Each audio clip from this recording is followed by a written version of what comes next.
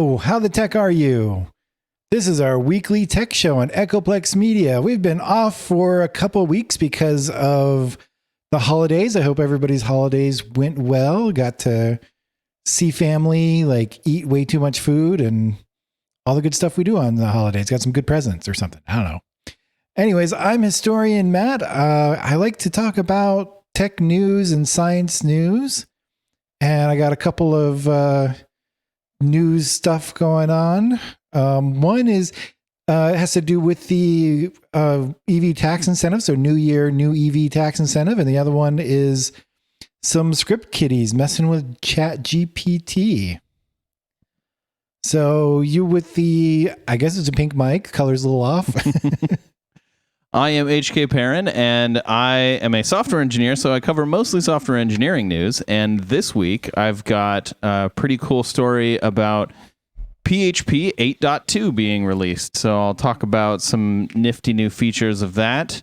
And then over to you, the man with the black mic.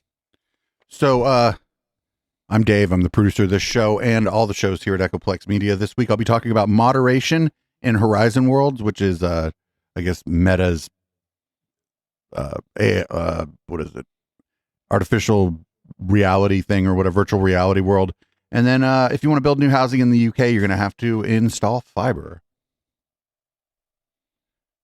All right. Take it away, Matt. I'll give you a star wipe this time. Cool. Star wipe. All right. So my first story today is New Year, new EV tax incentive. So if you have been paying attention to this of course is in the US, and you've been paying attention to tax stuff, which I guess we start paying attention to now at the beginning of the year. We got new tax incentives if everybody buys EVs. This, I think it was part of the, what was it? The IRA, the Inflation Reduction Act as it's called. But so it starts beginning of this year, and part of it is removal of the 200,000 vehicle limit. I don't know if you guys know about that, but that was per car company when they sold more than 200,000 vehicles. The previous incentive would drop off. So after the 200,001 vehicle would not have the incentive, and that was mostly not a problem for most car companies, but of course, Tesla and I think GM made it to that level. I think it was GM, not Ford. We didn't write down on my notes which ones were. Definitely Tesla. So they're removing that limit because they want a lot more people buying EVs, and it seems like all car companies now are pretty much making EVs. So it is the limit is not really useful anymore, but it's good for everybody else. Everybody buying EVs. So it covers EVs. We got some plug-in hybrids are also covered under this tax incentive, and finally, fuel cell EVs. So that's basically the hydrogen cars. If you can find them, they're not very popular anymore, but I think those were added. And I think plug-in hybrids were not included before. I'm not sure on that, exactly what was covered before. Anyways, it's a $7,500 tax credit. So it's a tax credit, not an actual rebate or whatever you want to call it. So you actually have to have taxes cost more than the $7,500 to actually take advantage of it. So kind of really only helps people with more money and have higher taxes. The electric vehicle has to have at least 7 kilowatt hours. That most full EVs will cover that. Don't know about hybrids. And I think, the fuel cell EVs, they just counted on how much a fuel cell carries. It has to weigh less than 14,000 pounds. I think I don't know about that. There's, I think for SUVs, there might be a different limit. I'm not sure, but electric cars are very heavy with the big battery, so they don't want too big of cars running around. But there's a cost limit as well, a price limit as well on these. So SUVs, trucks, and vans, they cannot cost more than $80,000. That's expensive vehicles, but not totally out of range for those. And for all other cars, the limit is 55,000. There is a list of all the vehicles that you can probably look it up online. Don't have it here. I think it's in the article that I linked to, though, in the show notes. List of all the vehicles that actually fall under this category. So there is some weirdness with the Tesla Model Y I want to cover here. And I don't know the whole detail, all the details to it, but the Tesla Model Y does actually fall under the $80,000 limit, but it doesn't count as an SUV or something unless it has 7 seats. Some weird thing. So the only Model Y that actually counts is the 7-seat version. So if you're trying to get the tax credit, and the Tesla Model Y is I think the most popular EV car out there being sold at the moment. If you want to take advantage of the tax credit, you have to get the 7-seat version, which is not very common. Not sure what's going on with that. Anyways, there are also income caps. So if you're making more than a certain amount of money, then you will not be able to take advantage of these tax credits, but they're pretty high. So for married couples, the cap is $300,000. If you're a head of a household, it's $225,000, and all others, it's $150,000. And other limits, half the credit is tied to where battery components are manufactured, because they're trying to, make North America, the U.S. and our close trading partners actually bring some of their manufacturing back onto the continent. So if it's half the battery components have to be made in North America. It's 40% minimum of the battery components have to be manufactured in North America to get half the credit of the tax credit. Kind of complicated. And then going forward, each year after this year, that's going to be increased by 10% until it gets to 100% of the battery components have to be manufactured somewhere in North America. And then the next year, it'll be 110%. What? And then the next year, it'll be 110%. No, I think it stops at 100%. And I didn't want to go over those are the rules that will apply to most people. There are different rules for vehicles leased to businesses and slightly different rules for used vehicles. You can look them up if that's interesting, but if you're interested in that and applies to you, but I didn't want to go into detail. There's so much stuff because taxes are complicated. What do you guys think? I don't know. I think it's cool. I think it's cool. I think incentivizing people to get EVs is good. Yeah. I think the impact to switching over to EVs, I'm not so sure that this would impact it a lot. Because right now, like, just having an EV makes sense financially. Yeah. You don't need the incentive to already have a financial reason to get an EV.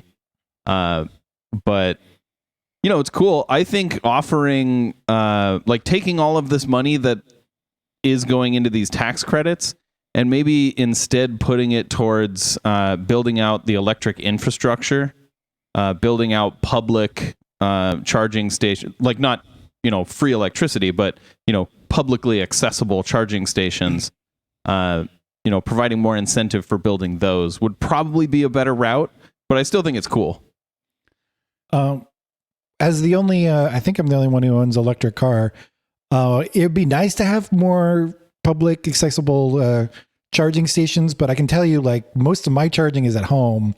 It's not that important, and of the traveling, charging I've done traveling, I haven't had too much trouble finding a charger. Yeah, I think most people would probably fall under your situation where like the vast majority of their driving is within like 50 miles of their home. Yeah. But some people that I've talked to personally refuse to get an electric car because their idea is that I can't go on a road trip if I own an electric car. And it's like, that's just not true. But if we made it even more not true, even more like indisputably not true, that would probably affect EV sales more. I will say it's not as much of a problem for a Tesla because they have proprietary superchargers. But if you have another type of EV car that uses the standard connectors, and can't use a Tesla supercharger, it can be problematic to find chargers. And particularly, it's not finding the chargers, it's finding chargers that work or work at the level that you need. Because if you don't have like a high power charger, you're going to be stuck there for quite a bit longer, right? You can be there stuck at a place for like hours charging. Yeah. Right. But I mean, aren't most, like, if people go on a road trip, aren't they doing 300-400 miles a day and then grabbing a motel room or whatever? And like a lot of hotels now have EV charging. Yeah, possibly. Yeah. I think most people would drive more than 400 miles. I think most people in a day, if they're road tripping, would drive just outside of the range of like, most EVs. Most EVs are somewhere around 300 to 400, right? I think most of them are around 300. 400 is pretty rare. Okay, so most people could probably go outside of the range of their own EV. And just to put it in perspective, when I charge pretty much all the superchargers I've charged at, it takes about 20-25 minutes to charge my vehicle. And that's from like 20% to 80%, which is what the amount you're supposed to charge it without damaging the battery. That's not a bad break. Like, you can get lunch or something while waiting, or at least get out and stretch your legs. It's not too much of a burden. I mean, it's honestly only like a little bit longer than it takes to fill up. And not for nothing, if you're going to go on a road trip, you could always just rent a car that isn't an EV. Like if you, that's true too. Yeah. Yeah, that's true too. You rent a brand new car that you've never driven before. Like, yeah. Maybe not so on the topic of this, but have we figured out what we're going to do with all the batteries? Like once. I haven't covered it here because, it's not like a news story or something, but maybe I should in the future. Basically, we're getting much better at recycling car batteries for EVs.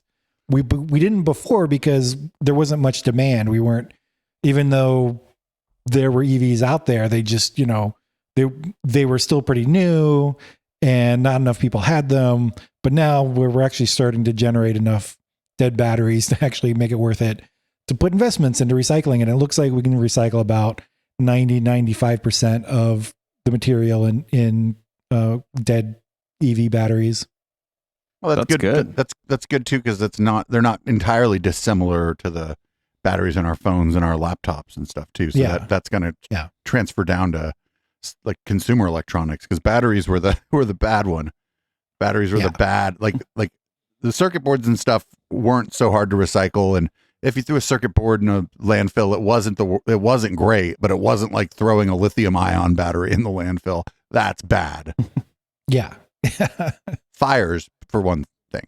Possibly. Right. Yeah. All right. What's your next story, Matt? So I got a second one. This is going to be a little bit more of a discussion. Let me bring it up here on my end. I'll have a couple links in the show notes, but this is basically ChatGPT is enabling script kiddies. And I just have this quick quote from the article, or the first article, as within a few weeks of ChatGPT going live, participants in cybercrime forums, some with little or no coding experience, were using it to write software and emails that could be used for espionage, ransomware, malicious spam, or other malicious tasks. So basically, doing a bunch of malicious stuff with it. Script kiddie is basically somebody who, it's a derogatory term for low skill. I don't really want to call them hackers, but malicious people on the internet. I mean, like a script kiddie is someone who uses someone else's code to hack. They don't write their own tools. And so in this case, what they're doing is they're typing stuff into Chat GPT because Chat GPT can actually write code. So they're having it basically write the code for them. There's some limits because ChatGPT is not allowed to write malicious code, supposedly. But if you kind of format your question properly, you can actually get it to do basically what they're doing is like partial code snippets and stuff that they would only have to do a little bit more to make it actually malicious and actually work in the real world. I feel like you guys probably have some comments on that, some thoughts.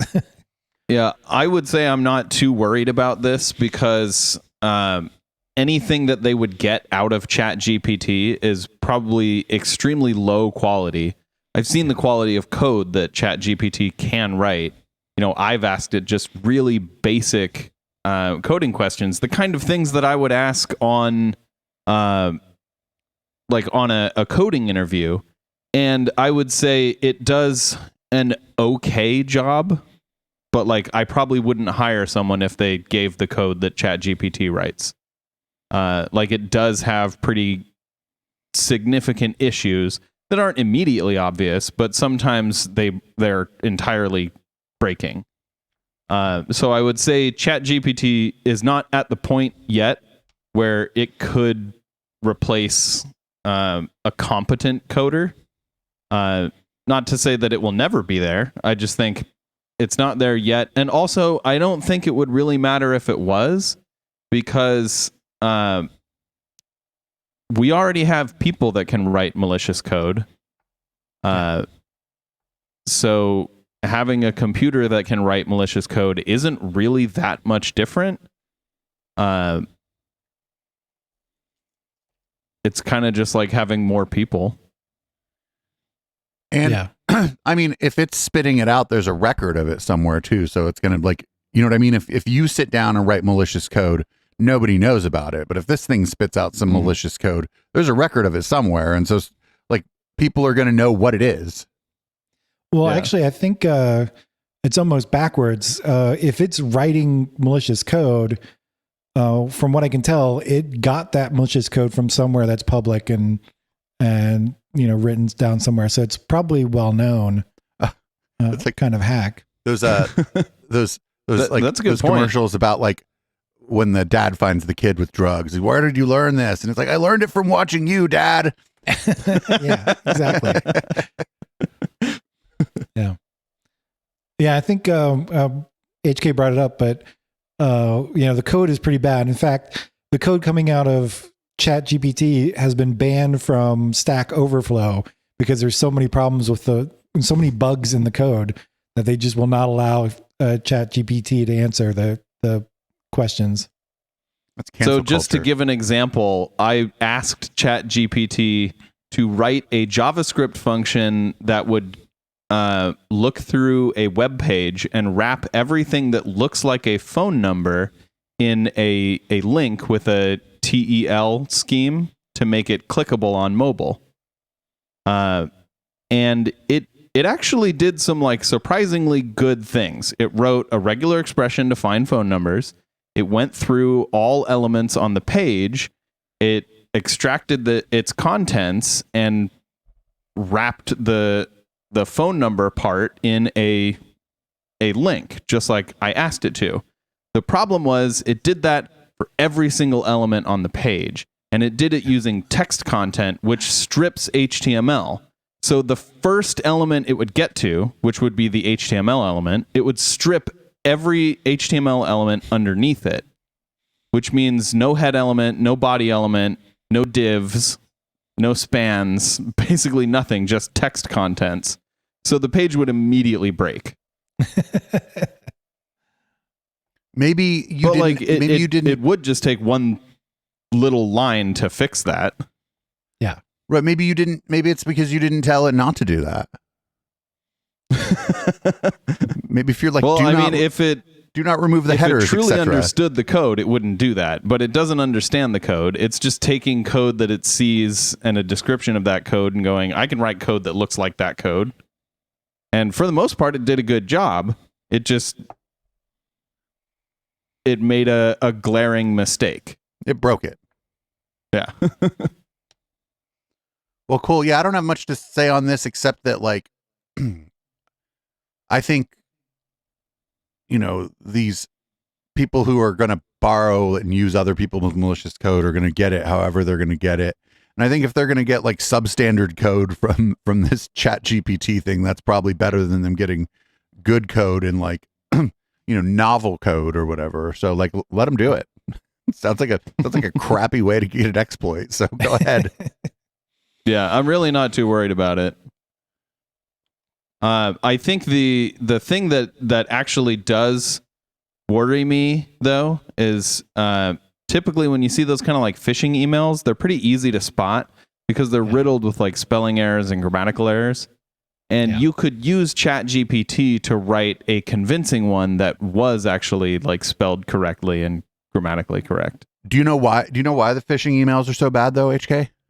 I've heard that it's to get rid of like the non-gullible people straight away, like as a big filter. But I don't know if I believe that because like why would you care if non-gullible people entered their password? Like you still have their password. Huh.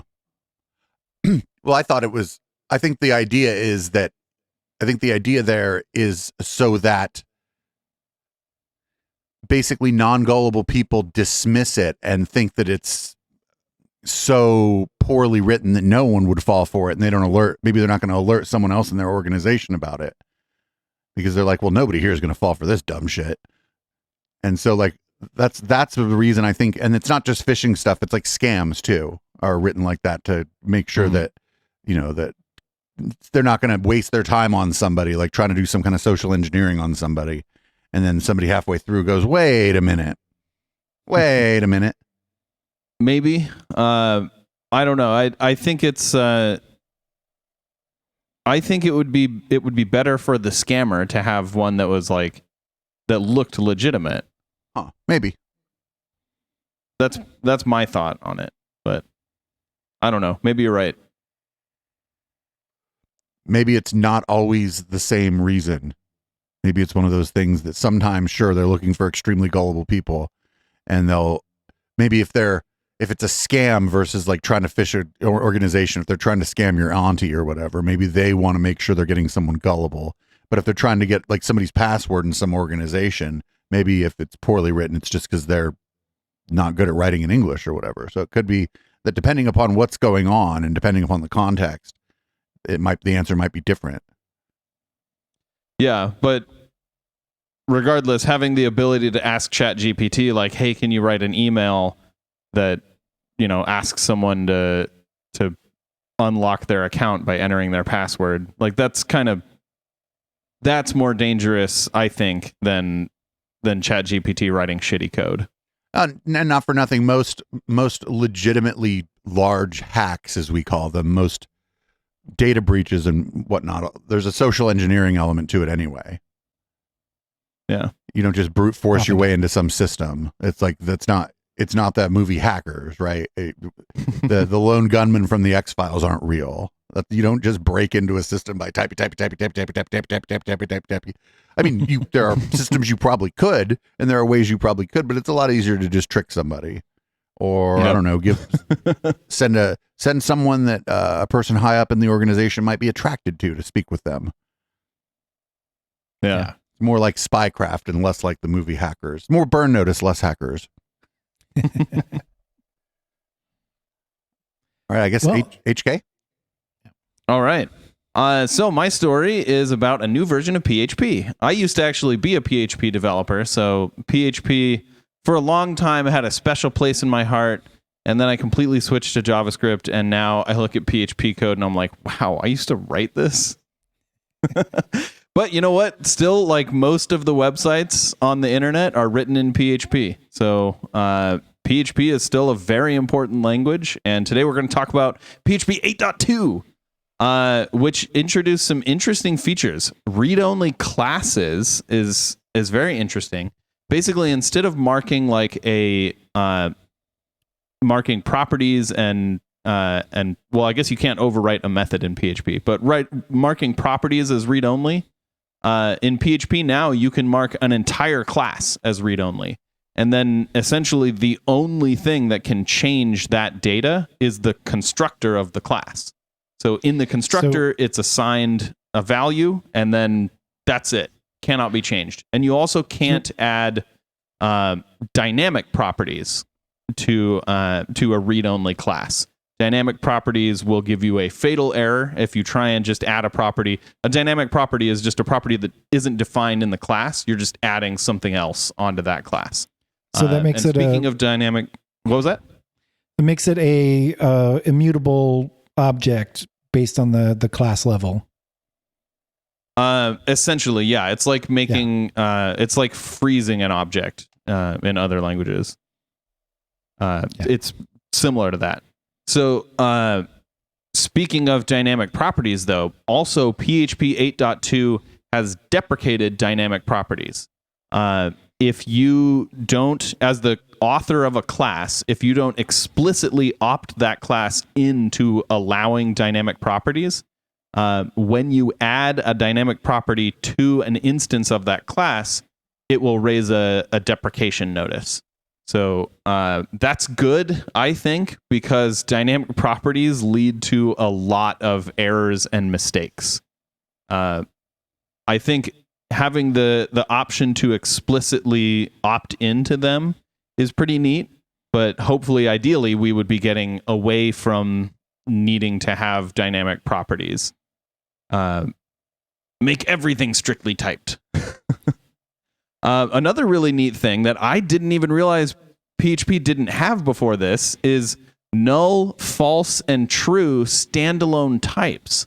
Meaning you can define that a function will return specifically false, not Boolean, but false. And you might think, well, why would I want a function that is always only going to return one thing, like true or false or null? And the answer could be if something fails along the way, it will throw an error. Otherwise, it would return true. So you might be checking the return value of it in an if statement to see, like, did this thing complete through? And if it doesn't, then obviously it would fall to a catch block, the most recent catch block in the stack, if you threw an error. So it could be something like that. Also, it just seems kind of weird to not have it. So you can explicitly say, like, this function will only ever return null or false or true. It could also be you don't useful have to say for Boolean for like stubbing out functions and stuff. You're still working on it. You're not done, but for now you're just going to return true all the time or something. Yeah, that's another thing. You could say, like, this will eventually return a Boolean, but for now it always returns true. Yep. Yeah. Another really cool thing that I would love to see in more languages is there is a new random extension in PHP 8.2 that allows for multiple instances. So it's got these random classes, and it allows for multiple instances of these classes that each have their own unique seed. And the reason that's important is a lot of computer security relies on randomness. And the way computers do randomness is oftentimes, like, exploitable. You could have let's say, for example, two programs are each going to use a random number to determine what the key to some cryptographic function is. If those two programs are given the same random seed and they use the same function to determine a random key, then they'll end up with the exact same key. So in that case, having two instances, if it were running in the same thread, having two instances, each with their own unique seed, would be very important. And the way computers do randomness is very odd, and sometimes it even involves, like, really inventive ways of determining random numbers. One thing that I've seen is a random number generator that uses input that it reads from an unplugged audio jack as a random seed, which is really neat because that's going to be essentially some of the most random data that you can get. Yeah. So those were I think the coolest new features about that. Do you guys have any questions? No. I think I mentioned most of my stuff. Yeah, I've never used PHP, so it's not that like I don't know how this is all really affecting the overall system, and kind of surprised it hasn't had some of these things. Yeah. Well, PHP in the last few versions, basically since version 7, they've really started to push towards adding a lot more strict typing support. Because PHP back in the day used to be fully loosely typed. Every variable could be anything. And of course, that leads to a lot of bugs. It leads to bugs in PHP. It leads to bugs in JavaScript. Anything that is loosely typed like that, it's going to lead to bugs. So PHP has been moving towards an kind of an opt-in. You can still do loose typing, but most new PHP code is written as strictly typed. Just as how like JavaScript has moved a lot more towards strict typing in TypeScript. A lot of new JavaScript projects are actually written in TypeScript and then compiled down into JavaScript. So yeah, I'm a big fan of moving towards strict typing. So A+. Very nice. I guess that means it's my turn. And I've got a story about Meta. And as one might imagine, they have this Horizon Worlds. It's a virtual reality space. The people might call it the metaverse, but it's not the metaverse. This is their virtual reality space. And I don't know, are you surprised that they're just now adding some moderation features to that? Is this surprising to anybody? There were ways where you could cost them like $1 billion to build this thing that doesn't even work properly. Apparently doesn't have moderation. They made the whole thing without thinking about, hey, maybe we should have some rules. So there was one thing that I did see people complaining about is what would happen is if you had an event or whatever, there was a thing where so that the event hosts or whatever didn't have to do all the moderation, you kind of vote people off the island in the events on there. But then as people will do, they get together and brigade the event and just go in and kick out all the people who were invited. Like all the original people who were there or whatever, the friends of the people who put the event on. You couldn't kick out the event organizer or whatever, but it was basically like you would go in there and brigade and you would use basically, and then you would kick everybody out and then you'd spam the event with your whatever you were trying to advertise. And so they made it so the event hosts could, for example, turn off the, vote people off the island feature. And I just, everything we know about Meta and Facebook should come as no surprise to anyone, actually, that just simple moderation tools are we're not really the first thing they thought about. Yeah. Yep. Moderation is always an afterthought when it comes to Facebook. And it's, most of the people that I know who are using like these kind of virtual worlds are like young people, like kids, not like 5-year-olds, but a lot of like tweens and teenagers.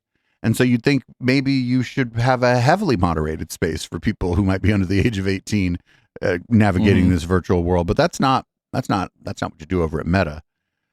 So I saw that and I was like, this is the most Facebook thing I've ever seen.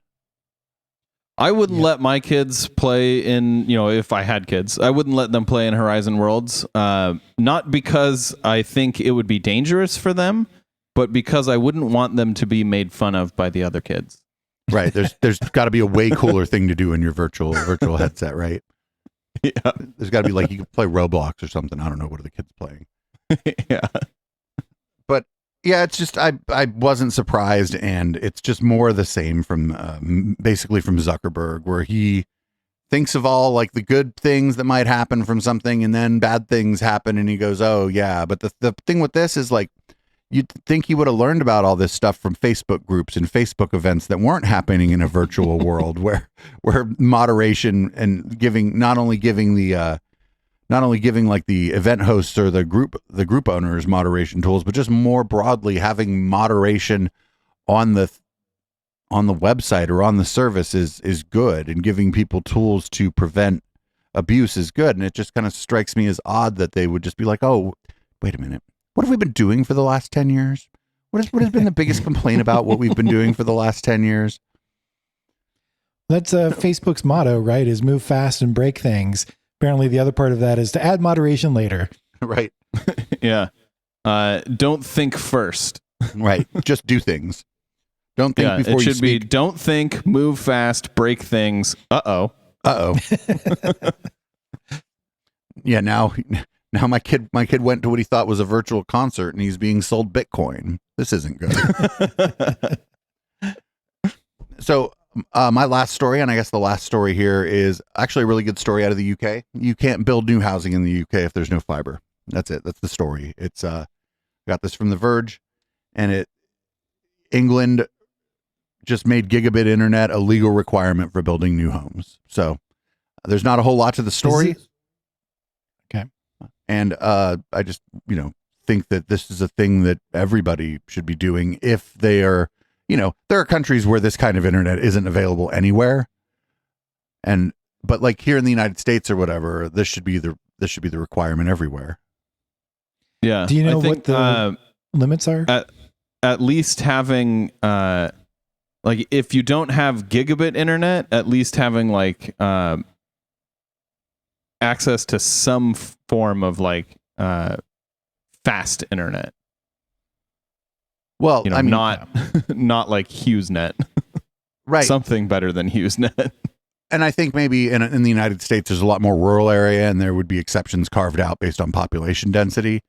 But like here in San Jose, if somebody's putting up a new apartment complex and they're not paying to have, AT&T or whoever roll out fiber to that apartment complex, then they shouldn't be allowed to build the apartment complex, right? Like, yeah. Yeah, I suppose if you live like 200 miles out in the middle of nowhere, probably HughesNet is fine for you anyway. But yeah, it definitely, if you live in the middle of like a suburb, yeah, I think the U.S. should totally take this strategy. But it won't happen in the U.S. because we don't like forcing companies to do things here. Yeah, well, just we can't seem to get our laws right. Do you know if there's any like limits on this? Is this like any house whatsoever, multi-family house only, or is it like, can they just decide, hey, we're not going to have internet at all, or what? Like everything? So this article doesn't actually have a lot of that, but it does say that like, you can't be asking the connection cost. It can't be more than £2,000 like to get the connection per unit. So I think this would exempt people out in the country. Yeah. I think it would effectively do what I had mentioned. Okay. You mean the company pays £2,000? Right. The building, the developer. I thought you meant like the first person moving in. It's like, sorry, you got to pay £2,000 to get your connection. No, the developer. But I think that this would effectively make it so that, like what I was saying, it would population density, right? Because if it's sparsely populated, that £2,000, you're not laying fiber out to somebody's place that's a mile away from the nearest place. You won't be able to do it for that much money. So I think I think that this is going to happen for the cities and the suburbs there too. Yeah, I think the rest of that sentence up there is important too. Connection costs will be capped at £2,000 per home, and developers must still install gigabit-ready infrastructure, including ducts, chambers, and termination points, and the fastest available connection if they're unable to secure a gigabit connection within the cost cap. Right. So basically, it has to be ready to plug in gigabit internet as soon as it's available. Right. Once it gets rolled out or whatever, it needs to be ready to plug in. And not for nothing, that's good too for just an internal network in your place. If you want to run, if you want to just connect the computers to each other, that stuff's good too. Yep. Yeah. Cool. Well, that's good. You know, it's nice to see some place doing something about their internet, because I know people I talk to in the UK say that sometimes the places where they live, the internet is atrocious and it doesn't make any sense, much like here in the United States. Yep. Yeah, I'm in a kind of rural area. My particular house is in a fairly dense suburb, but you're not even a mile away and it gets pretty rural out there, and people have a lot of problems with good connections. So it'd be nice if we had gigabit everywhere around here. You're on a fiber connection there, aren't you, Matt? I don't know if it's fiber, but it is a pretty fast connection. Oh. It's either gigabit or close to it. If I remember what you told me, from your house, if you go just 1 mile away, you're now 50 miles from the nearest house, right? Exactly. No, that's not right. But if you go about 2 miles down the street, maybe 3, there's literally a cow field, field of cows. What this article didn't mention is this just gigabit down, or are they talking about a big boy connection? Symmetrical, are they talking about like a real connection where you also have upstream? And it doesn't seem to mention that. Yeah. Most people don't care about upstream, but more and more people understand that it really has to be symmetrical, because people are creating content from their house now. It doesn't have to be symmetrical, but it does have to be like, it can't be like, yeah, you get a gigabit down, but you have like 400K up. Yeah. Right. I we had to do a gigabit here to get 35 up, and it's like, come on, just give us 100. Yeah. You can you have it. That's how it is where I am too. It's not even called gigabit because it's like 960 megabits down. That's close enough. That's what they promise. Then you get what 20 or 30 up? Yeah, we get we're supposed to get 35 up, but usually we get around like 25. Yeah, awful state of affairs. And it's not because the coax connection can do symmetrical, like the kind of cable they're using can do a symmetrical connection. It's just that Comcast, when they installed like all the other infrastructure, it was pretty much dedicated to giving people downstream. And so if they want to give you more upstream, they do need to change. They don't need to change the wiring, and the modems that we have from Comcast are capable of it. It's just their equipment. They're slowly changing out the equipment to get, it's not going to be symmetrical, but like here in San Jose, in theory, by this summer, people on a gigabit are going to have 150 or 200 up. That's theory. Good. And eventually we'll need that. Just for like everyday stuff. Yeah, I mean, if I'm gonna broadcast a hologram of myself to Twitch when I'm 65, we're gonna need some serious upstream.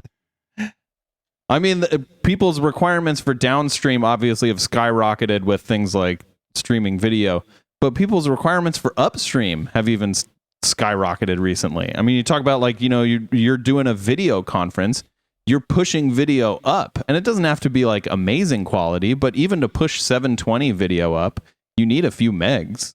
Right.